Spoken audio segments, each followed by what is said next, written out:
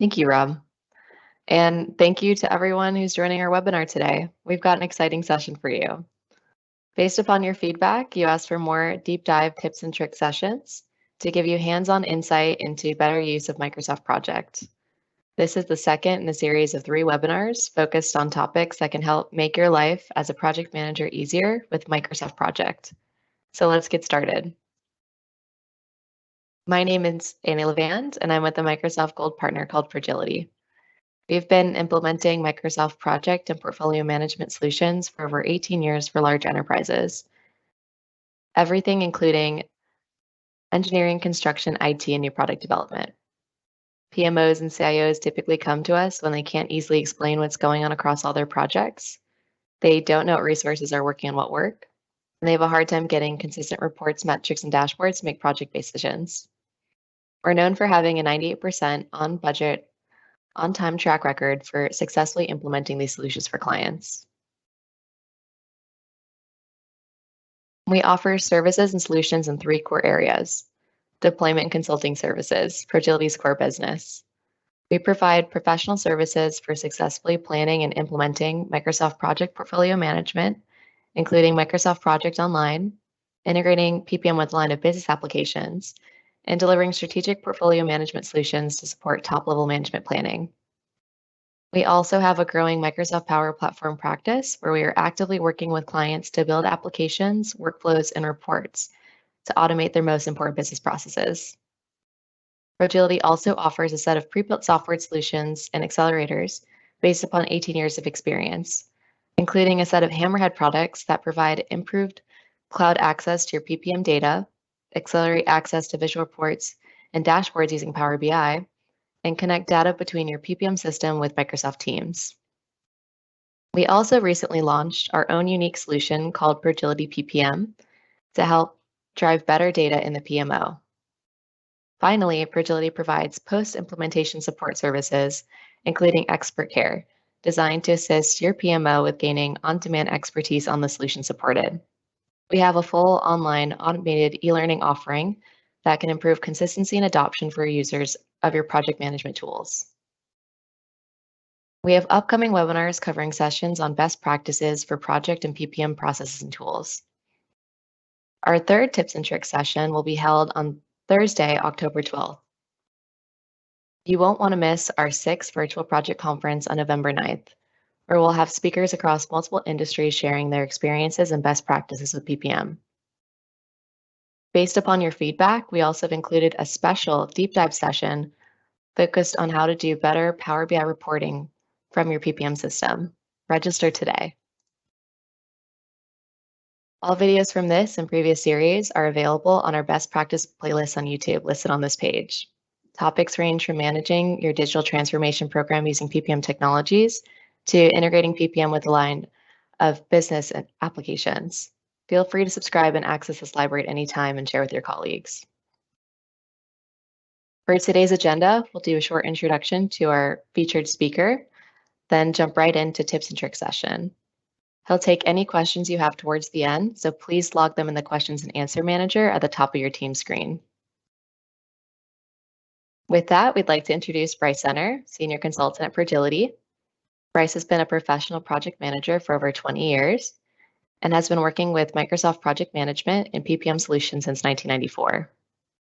As a Microsoft certified professional, he has a deep background in the project, SharePoint, and Power Platform technologies required for both traditional and modern PPM. Brice is based outside of Boston, and as fun fact, he often wields fire swords in his spare time. Brice, the floor is yours.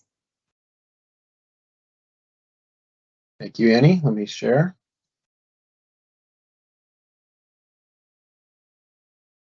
Okay, I should be sharing my screen. Today, I'd like to talk to you about several topics that hopefully will lead into each other. You'll see how they connect. Predecessor types, we'll start pretty simple. Predecessor types. Then we'll talk about using lead and lag with those predecessors.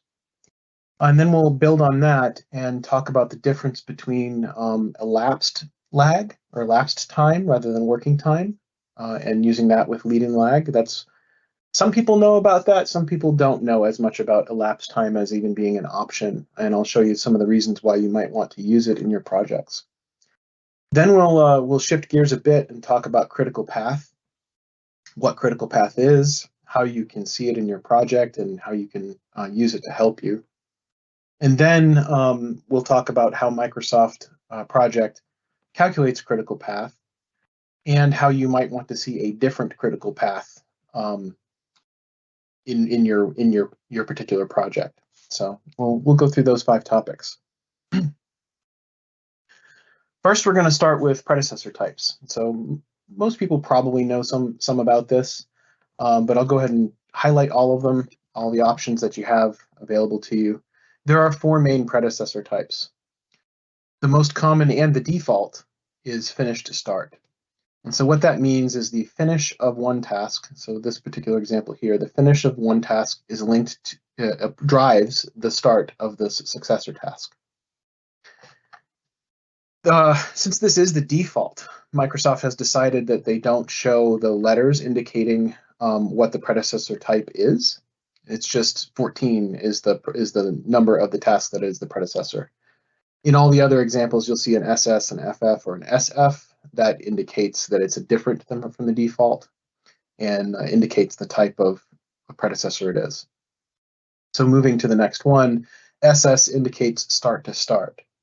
That's where you have the start of the successor task is in line with the start of the predecessor task. That's when you would need perhaps 2 tasks to start exactly at the same time.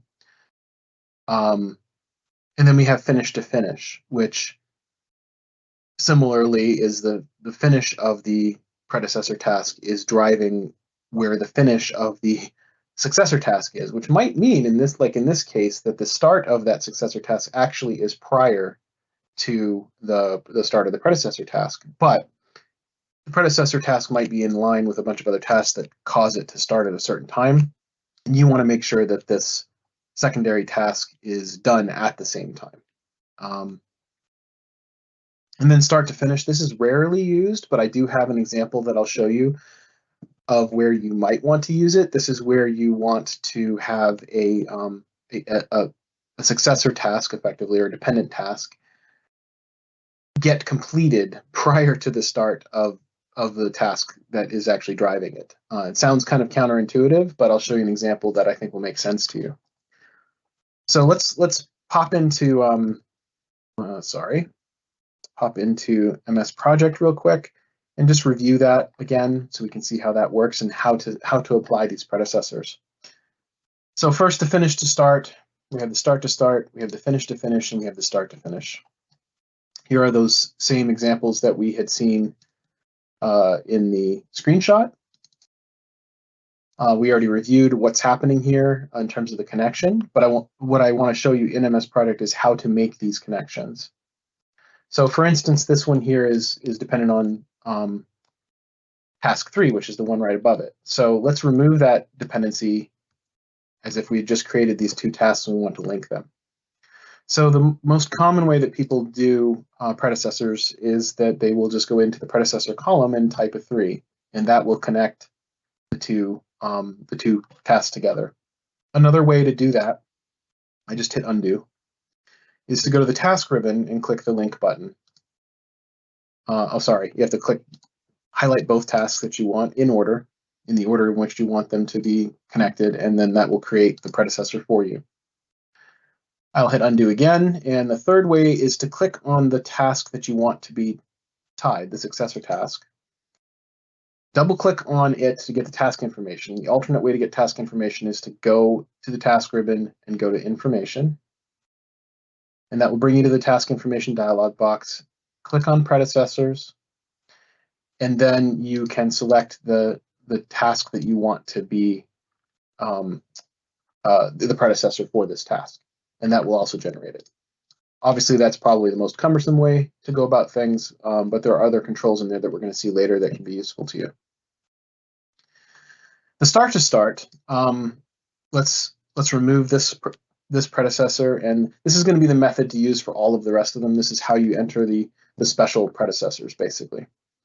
So you can obviously the easiest way, I think, personally, is to just type a 7, which if I were to hit enter, that would become a finish to start constraint. But if I go ahead and just put an SS after it, that will tell the system that you want a start to start constraint, and then it applies it. The alternate way of doing that, let's delete it again. The alternate way of doing that is to double click it or go into the task information dialog box again, go to predecessors. Actually, you could go ahead and establish the predecessor 7 first, and then double click it, go into it, and then you can change the type right here. So just to highlight it, it's this box right here, and we can change the type to start to start. And then when we click OK, that will put the SS in place in the correct predecessor-successor relationship. Similarly for finish to finish and start to finish. Hopefully that's pretty clear. I think a lot of people probably understand this pretty well. So we'll go ahead and move to the next topic. Actually, I will show you an example of the start to finish. Let me quickly find it.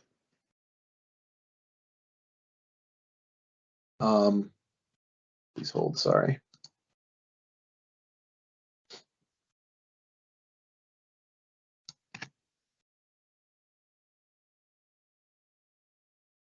Okay, so we have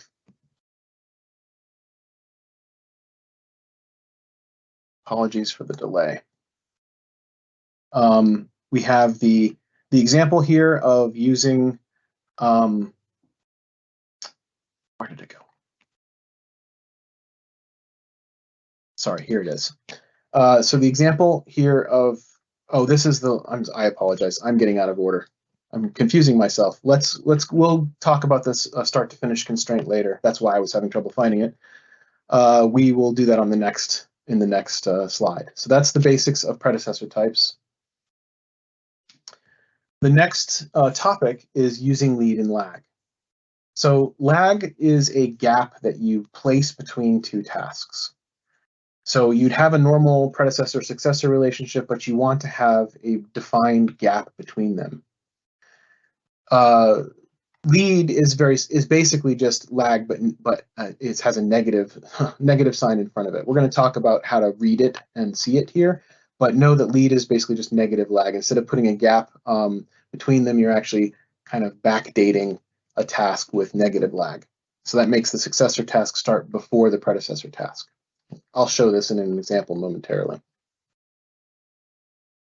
So why would you use lead and lag?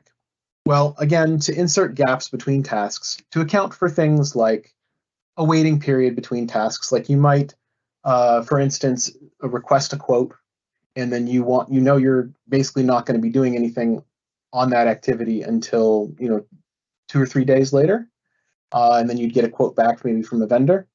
So you might put a gap between a task where you say request quote and another task that says receive quote, and you'd put like a 2 or 3 day lag between those two. It's basically accounting for downtime between tasks. So other things like an unattended test, the duration of an unattended test, like maybe you start a test and you wait for it to complete. That period you can represent with a lag period. And then vendor lead time, like if you're procuring goods or services from a vendor, you can basically place a lag period there to account for that quoted lead time. And then the other way to do it is controlling the start of a leading task so it is done just in time. And that's actually the example I was looking for here with the house project. And that's the one that uses the SF start to finish constraint. So that's what we'll review right now. So let me pull that screen up.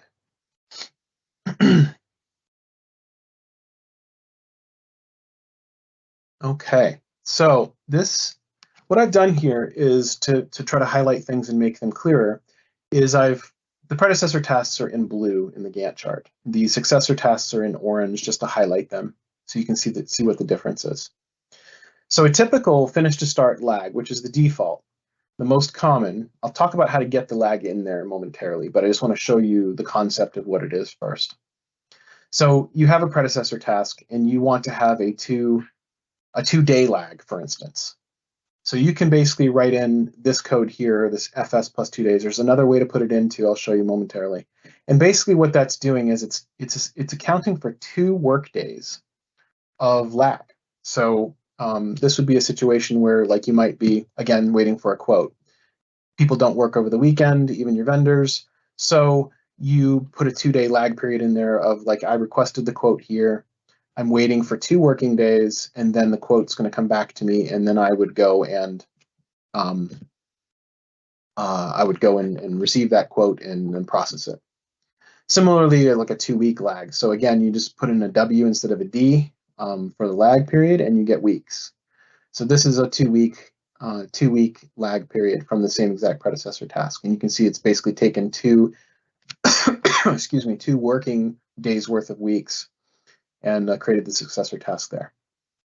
So let's talk, before we move on to the next topics here, let's talk about how to get that in place.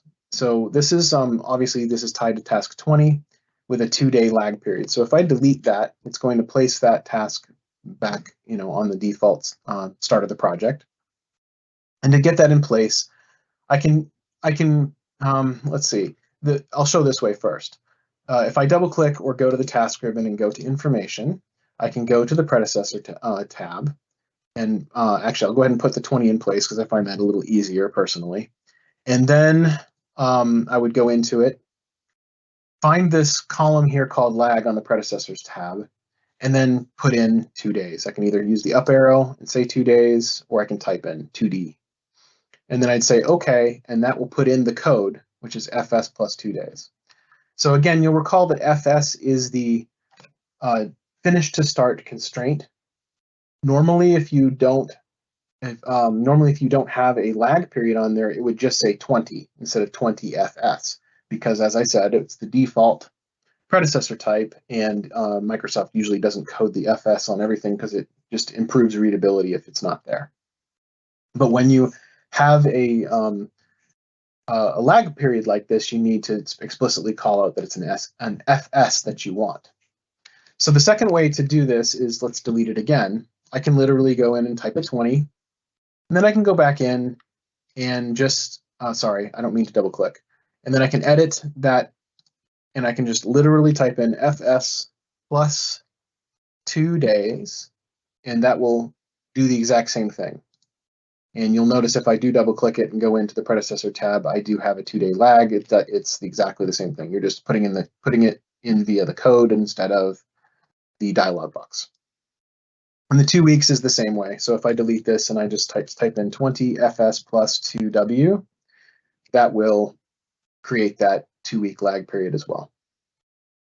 So that's how to get lag in your system. Let's talk about the other different types of lag that we have here. So I mentioned in the slide that negative lag is also known as lead. So that is a situation where you have a predecessor task, but you actually want your successor to lead your predecessor. So you can basically put a negative in there. So you'll notice right here that I have a negative sign right there. And that negative sign is basically saying, instead of going forward by 2 weeks and as a plus, you're going negative, you're going back 2 days. I might have said 2 weeks, sorry, but instead of going forward 2 days, you're going back 2 days. And so that's done literally. Again, I can delete that. I can say 25 FS minus 2D, and that will, it's because it's before my project start date, that's fine. That will put that task where I want it, which is 2 days before. If I were to change that minus to a plus, then it's just like the sample above. So I'm going to hit undo on that. So that's lead time. It's probably less commonly used, but you probably could find some situations where you would want that to be the case, that you want to have a lead time there. So start to start and finish to finish lags, similar methodology. I just used one predecessor task, and I'm showing you basically positive and negative lag on a start to start and positive and negative lag on a finish to finish. So you can see what's happening here. Basically, the start of the successor task is a 2-day lag from the start of the predecessor, and then so on and so forth with these. But you can use this on start-to-start constraints, finish-to-finish constraints, plus and minus, all the different combinations you can imagine can be used. Play with it and see where it might fit into your particular cases. So this, I mentioned I would find an example. I would show you an example of the SF, and this is a pretty good one, I think, that makes some sense. So if you're building a house, you're going to dig your foundation site. You're going to place your foundation forms, you're going to pour your foundation, and then you're going to build the walls. But in order to build the walls, you're going to need some scaffolding because you're going to be up high. But you don't need the scaffolding until maybe 2 days before you're wanting to build the walls. And what happens if something happens and the foundation dig goes long, and instead of being done, let me insert duration here real quick. And instead of being done in 2 days, it takes you 5 days.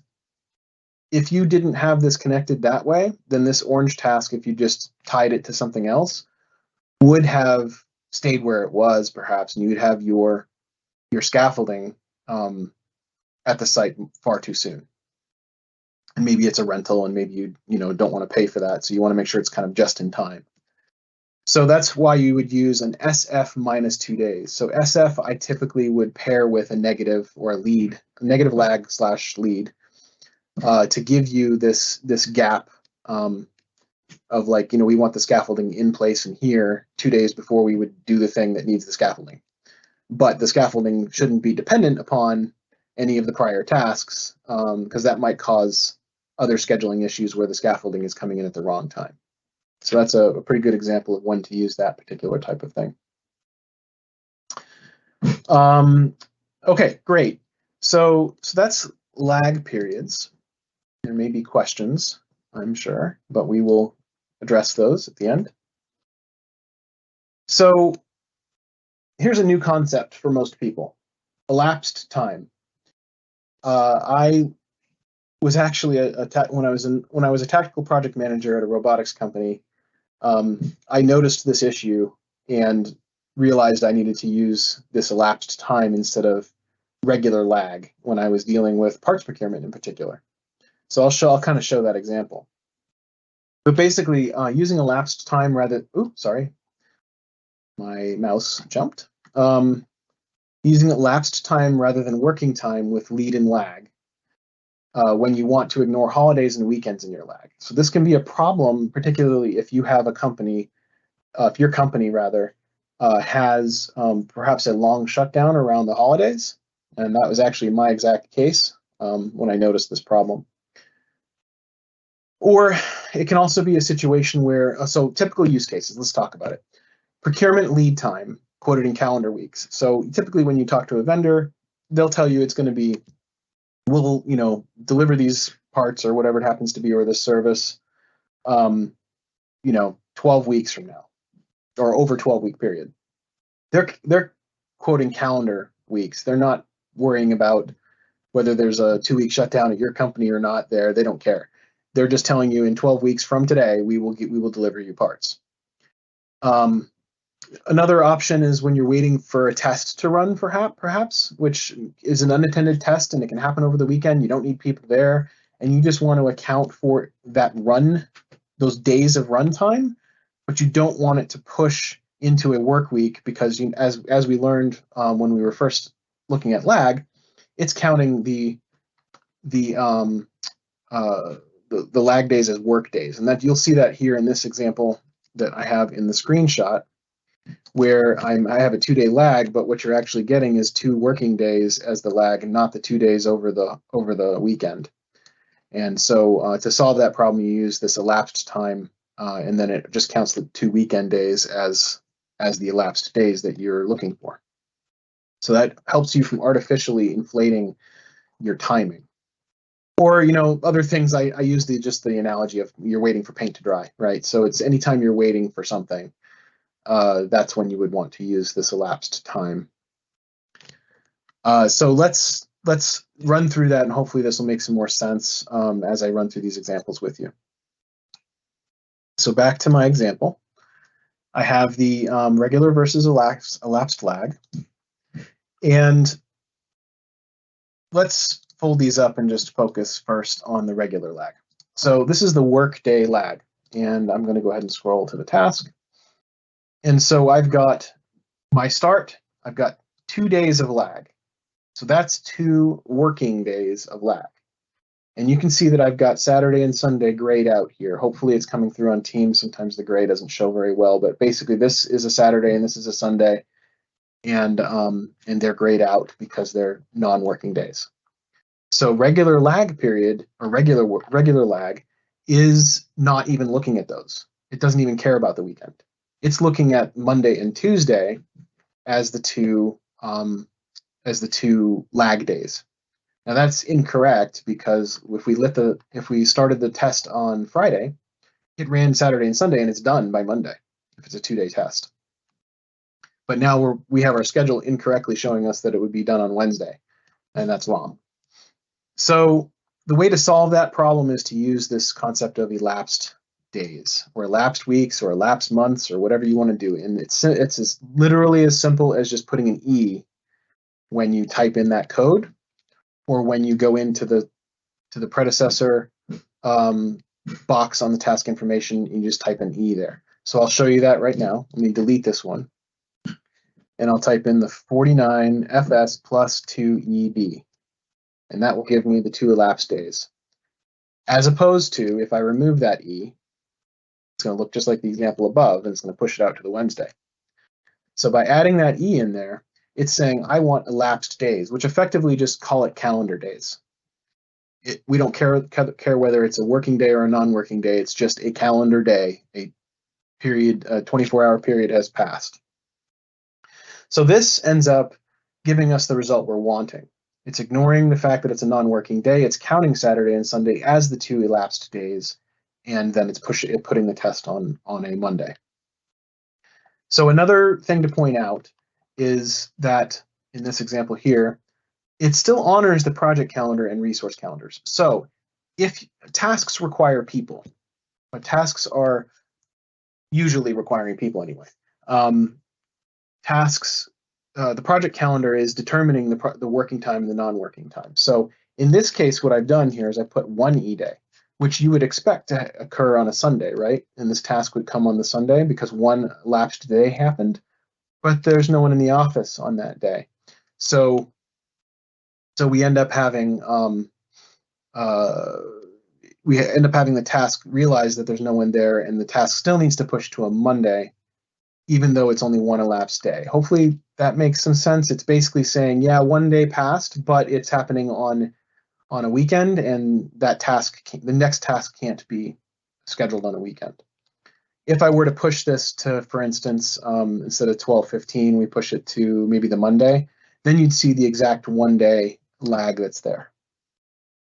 But when the task would have gotten scheduled on a non-working day, the task will push to the next non-working day. That's just the way Microsoft Project works. You can get around that. I'm not going to dive into this. You can actually watch one of our last webinars where I talk about task calendars, and you could actually apply a different task calendar here on the Advanced tab and get around that problem and avoid the working days if you really wanted it to happen on a Sunday, like if you wanted a person to come in and address that task on a Sunday. Go back and watch one of our other webinars for information on that. It's the last webinar, I believe. Okay, so let's talk about the actual example from my past that highlighted this issue for me. This was a situation where I had let's say I ordered parts. I could just change this to say ordered parts. Order parts, and then receive parts. And that is like a procurement cycle, basically. And so what I had done initially was put a 3-week lag period in there. But this company I was working at has a shutdown period between basically Christmas and New Year's.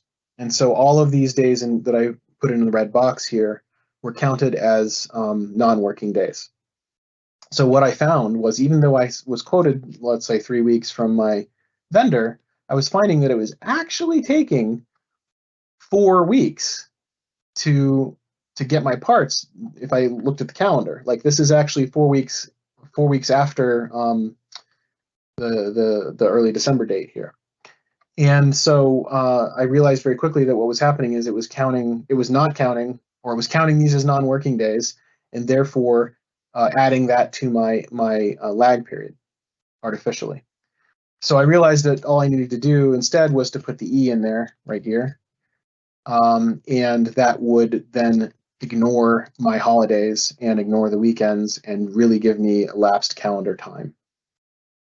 So that's probably the best place to use e-weeks in my experience anyway. You can probably imagine some other examples. Now this can be for parts, this could be for vendors, this could be for anything that basically gets quoted in calendar time, calendar lead time rather. So that is elapsed time. It's a handy thing to have in your back pocket when you need it. Let's pop back over to the presentation. And now we're going to shift gears, and these are all the dots are going to connect here. I'm going to be bringing in lag here to discuss in the second topic on critical path. So you'll see why I addressed the lag today. But let's shift gears right now and talk about critical path. So critical path is defined basically as the series of tasks that determine the end date of the project, and that's exactly how Microsoft sees it. So in here in red, I've highlighted my critical path tasks. And you'll see here that the very last task in the schedule is this bottom one. So basically, it's going through and looking at the predecessor-successor relationships, and all of the ones that are line to line, it knows would cause a day-for-day slip. So that's sort of the rest of the definition here. The tasks in the critical path have 0 total slack, which means when a task has 0 total slack, if that task slips, so if one of these middle tasks slips, you can see that it would push the entire chain, the entire rest of the waterfall would push forward by the amount of time that this middle task is late. So it would cause a day-for-day slip in the end date of the project. That is what critical path is. If you miss anything in this batch of red tasks, if your timing goes off, you will delay the end date of your project. So you can turn on certain features in MS Project to display the critical path tasks in red in your schedule. So that's what I'm going to show you now. So let's pop over to the example.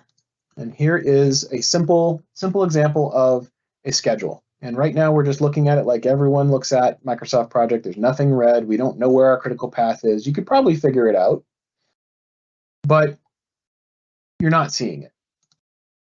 So if you want to see it, you can go up to the Gantt, when you're clicked into the grid, you can go to the Gantt chart format ribbon that will appear while you're clicked into the grid. And you can click on this critical tasks checkbox that's right here. So just to highlight that for everyone, it's right here in the toolbar. And what that does is it turns all of those tasks red that are on the critical path. So this is the very last task date-wise in the schedule, and everything that's driving that line to line is turning red. These other tasks don't drive that end date, so they're not red. However, if we were to have a delay, for instance, I'll just show you. If I were to artificially push this, or let's say instead of taking here's my durations. Let's say this takes 2 weeks to actually get done. Now all of a sudden that branch, because it got delayed, now is driving the last date of the project. So the critical path is now being calculated from that last date. And what it basically amounts to is up here, the finish date of the entire project. It's going based on whatever task is driving that, which is this one and this one, and then working backwards from there to see what's a line-to-line connection. Let's go ahead and undo that though, and let's show you. Well, like this is great when you have a small schedule. You can see the red tasks, but I want to see the red over here too, so that I can not have to sort of visually look to the left to find out which task that is it's talking about.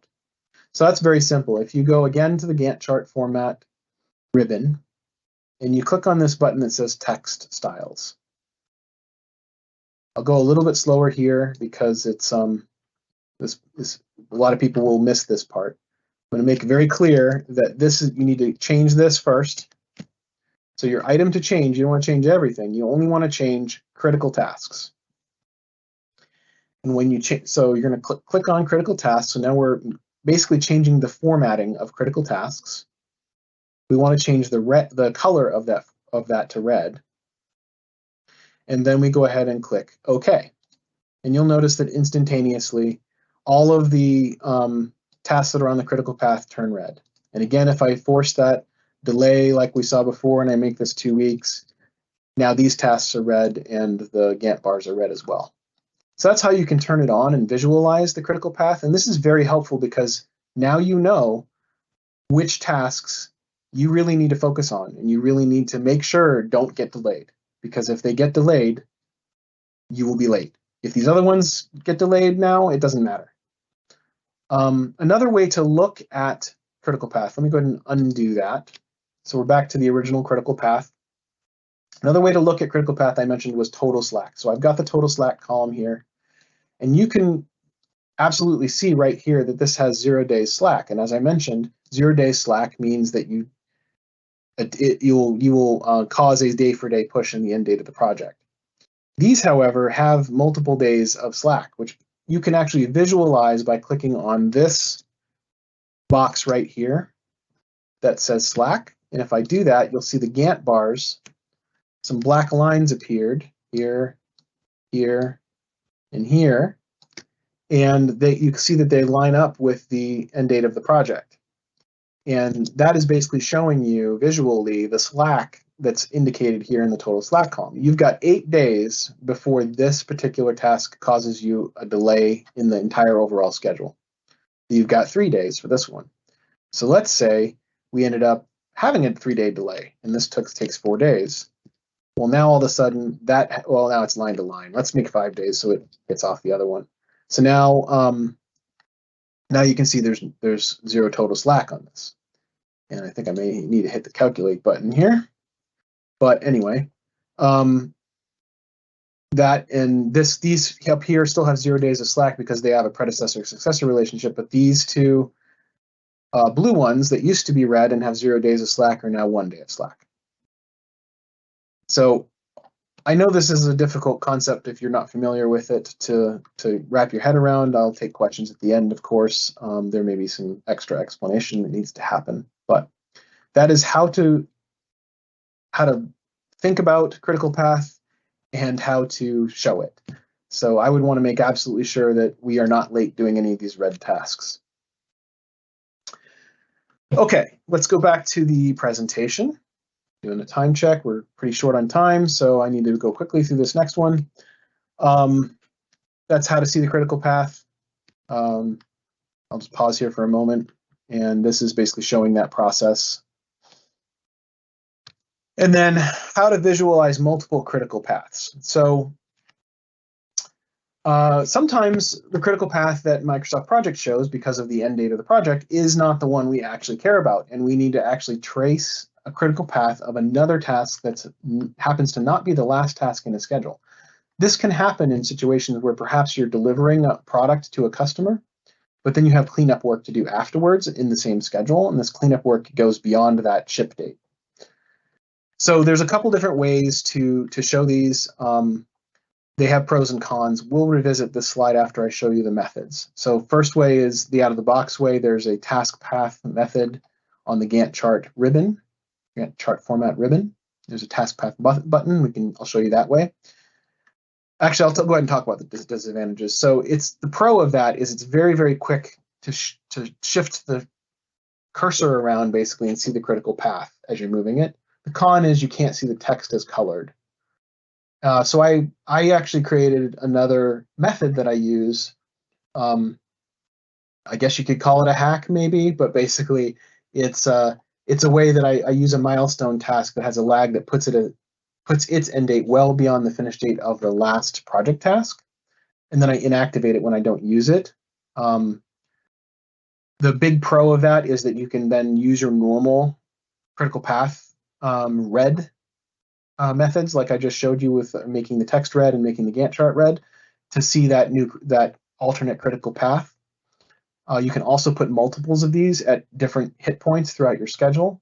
The big con is that because it's actually adjusting the end date of your, artificially faking in the end date of your schedule, you need to inactivate it when not in use. So that may not quite make sense yet. Let me go ahead and show you in practice, and then that will make more sense.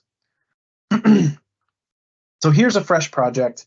I'm going to go ahead and do the same thing I did in the last one, and I'm going to go to the Gantt chart format ribbon, turn on critical tasks so they turn red, go to text styles, click critical, and change it to red. By the way, if you're in a non-enterprise view, any changes you make to the text styles, like in the regular Gantt chart view, will get retained next time you come into your project. However, if you are in a project online system with an enterprise view, obviously the edits to the enterprise view will get lost next time you come back in. You might want to talk to your administrator if you find critical path useful to you, and actually have a critical path view created for you. So here's the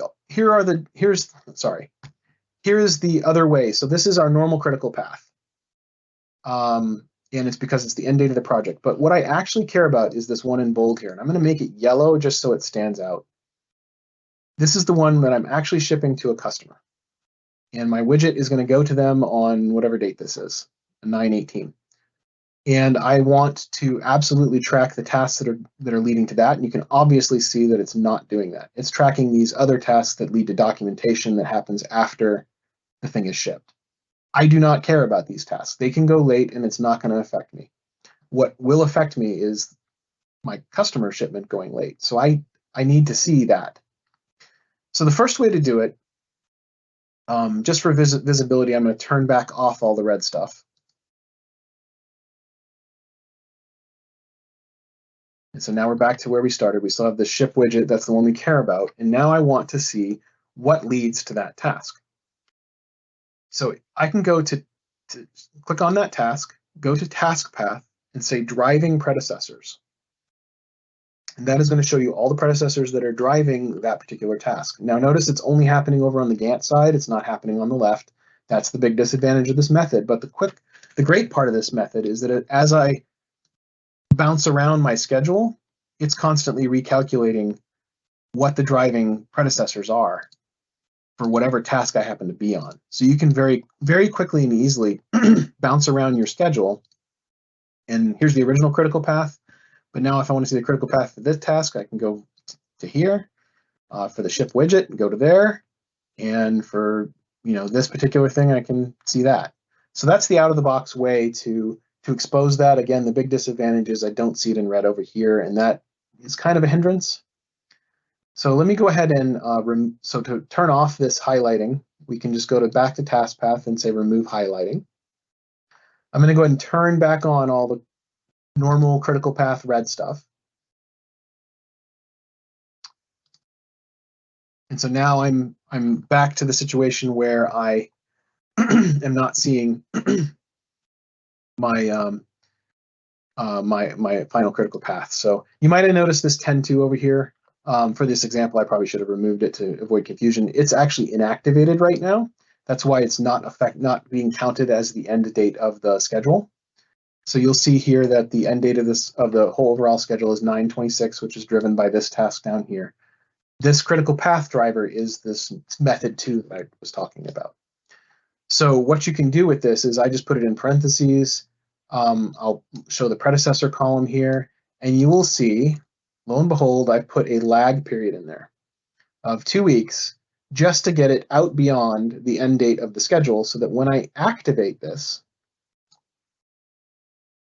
I've now artificially made the end date of the schedule be 10/2, which is the date of that milestone task. This is a milestone, 0-day duration. And I just tied it with a lag period to the task that I actually care about, which is the ship widget. And now I can very cleanly see what my critical path is over here on the left and on the right, and I know exactly which tasks I need to be on top of in order to make that shipment on time. Yet I can still leave all my other documentation tasks in place. Now the thing is, the big disadvantage here is that you need to remember to turn that back off and inactivate it before you publish your schedule, because otherwise people will see your end date being 10/2 instead of 9/26. So you'll want to make sure that you remember to inactivate them like that.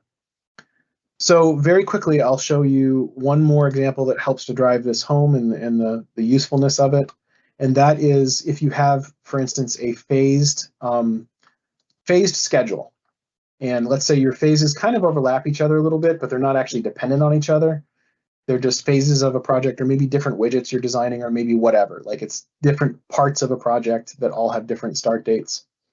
And it just so happens that the very last one is the one driving the end date of the schedule, and so you only see that as a critical path. But now I still need to know what the critical path of phase 1 is, and also phase 2. So what you can do is you can hide these little critical path drivers all around your schedule, wherever you want to, and just leave them inactive when you're not using them. And when you want to use them, just make sure the end date of you push this out, and in this case 4 weeks, you pushed it out far enough that it will always be beyond the end date of your schedule. And then when you activate it, you now see the critical path for that phase. Similarly, I'll deactivate this one and activate this one, and I will see the critical path for that phase. So this really helps when you're doing phase-based planning, or have various branches that you have critical deliverables on, and you want to know how to not be late on those. And that would be by using the critical path and making sure you stay on top of those tasks. Now, I think I forgot to turn on the text styles here, but that's very simple. You just go back up here and do like we've seen several times now. And now I've got my text in red as well. So with that, that actually closes out the topics that I was wanting to discuss. And so I think we're moving into Q&A. So I think, Annie, back to you. Thanks, Brice. I'll take over now.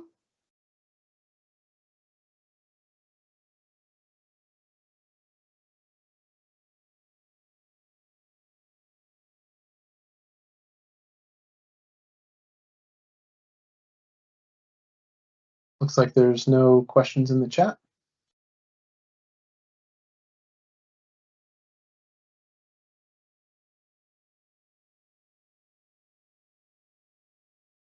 Anyone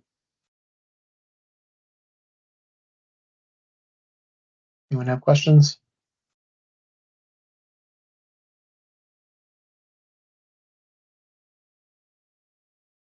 Well, Brice, again, I'd like to thank you so much for that great session.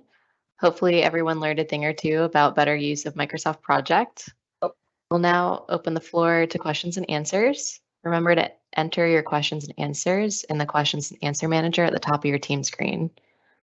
Are there any questions in the queue now? It looks like there's a couple.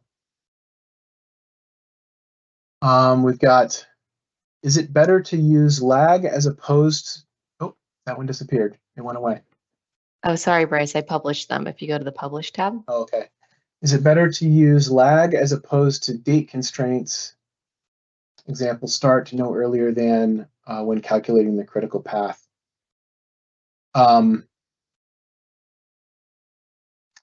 trying to understand exactly what the question is. So using date constraints when calculating the critical path. Well, if we're doing the critical path driver, if that's what we're talking about. Oh, you're trying to say if the critical path, will the critical path calculate? Yeah, if you put a date constraint in, it will actually artificially put a break in your critical path. I could potentially show that. Do you want me to take back over, Annie, and try to show that, or? Go for it. It's your presentation. So let me go ahead and share again. And we will pop into, I'll try to mock this up real quick. I'll just go into one of these schedules here. We'll just fold it up. Actually, I'll make a new one.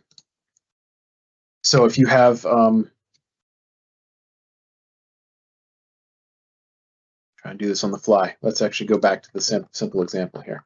So if you were to have, you have this critical path right here, and if you were to artificially constrain, let's say this fabricate parts task here by putting a start no earlier than a constraint of something a couple days later, keep the link, you break your critical path, you insert some total slack. So that's problematic because now you've if you still need a 2-day gap there all the time, this stuff could shift by a day, and you're not actually realizing that this should have shifted as well. So you definitely would want to use lag there. Hopefully that's the question you were asking. If not, you could reply back in. But basically, if I were to put in, instead here, I put FS plus 2 days. Now, if this gets shifted, the critical path stays and everything shifts with it. So absolutely lag is better than, in this case, better than a constraint. Next question. Rather than the activate, inactivate tasks for the phased project, can you list predecessors in the summary task row? Can you list predecessors in the summary task rows? Can you list predecessors in the summary task rows? Let me go to the phased project and see if I can deduce what's being asked. Let's inactivate this. So what are we saying here? Rather than the activate, inactivate tasks for the phased project, can you list predecessors in the summary task, in the summary tasks row? So we have, I can activate the summary task here. The main project summary task, I guess I don't understand what you mean. By putting a predecessor there, you should not, it's not good practice to use predecessors on summary tasks, which is slack time. Just got added.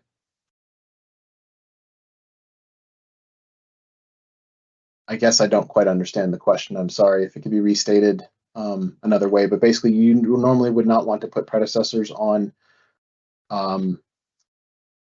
summary tasks. That's, and I also don't see how you drive your different critical path drivers. If you're trying to talk about connecting the phases by making a summary task connection, like from this task 8 to task 6 or something like that, I mean, you could do that, but you're actually then losing the overlap that you wanted between the phases. So that doesn't, it's also not a good practice, as I said, to do summary tasks. You can end up with circular references and other things by doing that. So it's usually shied against. What I would do instead is take the first task of that phase and tie it to line 6. And then you get the same effect if that's actually what you want as the effect. And then if I were to show that critical path driver, I would deactivate it and then see it. So I guess I don't quite see the connection between the activate, because the critical path driver is definitely the thing you're using to see the critical path. The connection between the phases, that's kind of neither here nor there on that. I don't know if I answered the question properly, but I tried. Could you move from elapsed time to the other options? Could you move from elapsed time to the other options? The only other option is the working time. So I think maybe what you're asking is if I have this situation where I have received parts 3 weeks later, are you asking if I can go back to, if you're asking, I'm thinking of a couple different ways you might be asking the question. So one might be, can we go back to regular weeks? The answer is yes, you just remove the E. Maybe the other part of the question is, can we use this with an SS or an FF? And the answer is yes. So I could do SS here, and that just changes the predecessor type, but still puts the lag of E weeks. You can do it with regular lag or elapsed lag, either way. You can obviously do FF here as well if you prefer. They all end up giving approximately the same result because it's only a 1-day task, but hopefully that answered that question.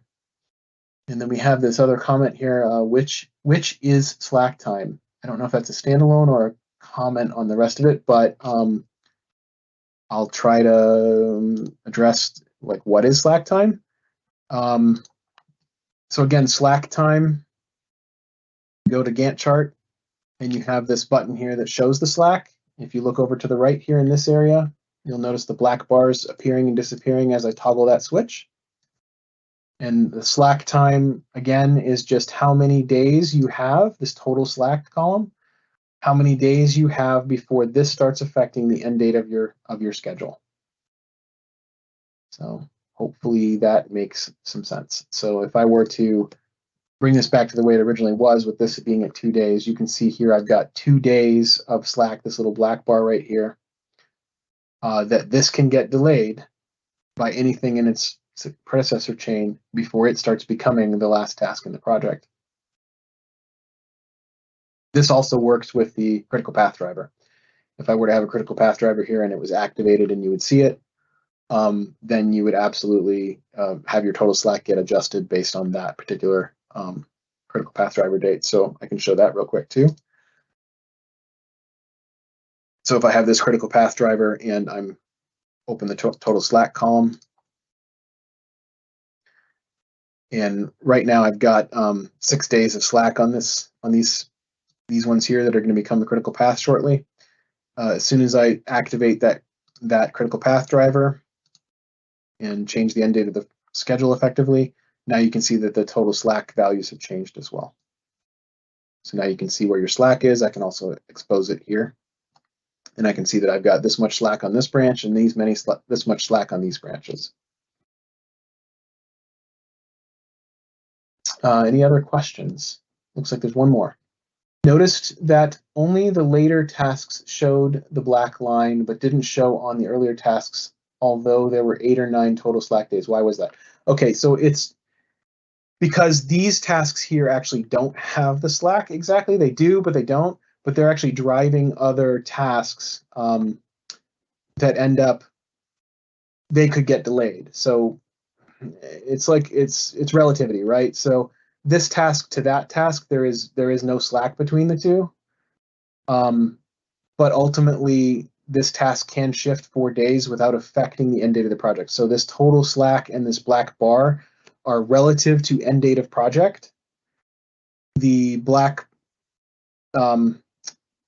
there is no black bar here because you have a direct relationship between the two tasks. And if this one shifts by a day, for instance, let's artificially push this forward by a day. Now the prior one up here actually has some slack because I pushed this one and put an artificial start no earlier than constraint on there. So that's what happens. It basically is, if there's a line-to-line relationship, it's not going to show the black line, but if there isn't, then it shows it on the last task in the branch. Any other questions?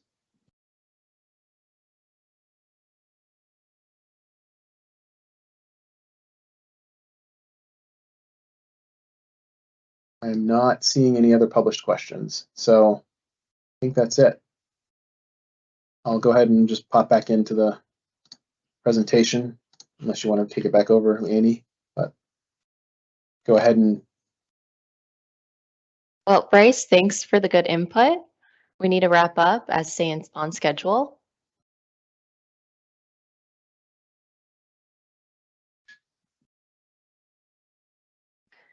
If you or anyone in your organization is looking for more help or guidance with project or on the Microsoft PPM platform, do reach out.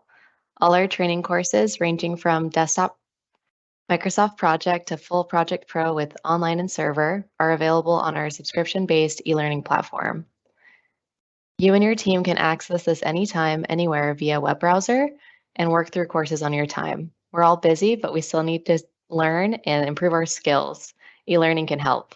For more information, reach out via email and we'll provide specifics, or visit our website listed here to learn more. Last slide. Thanks to everyone that joined our session today. Please do reach out if we can assist with any of your project, program, portfolio management related efforts, or to explore how Microsoft's latest project platform can have an impact on your business. Have a great day, everyone. Thank you so much.